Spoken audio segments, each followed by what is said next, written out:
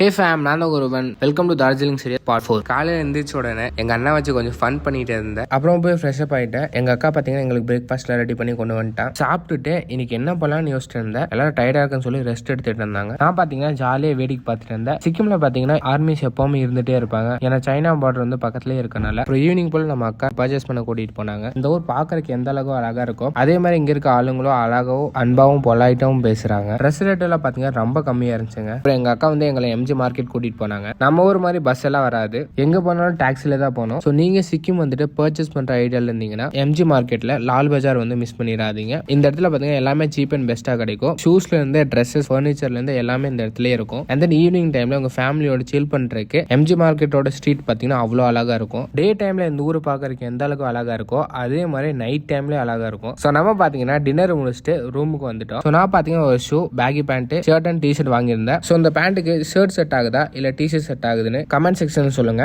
அப்புறம் நெக்ஸ்ட் பார்ட்டை மிஸ் பண்ணிடாதீங்க.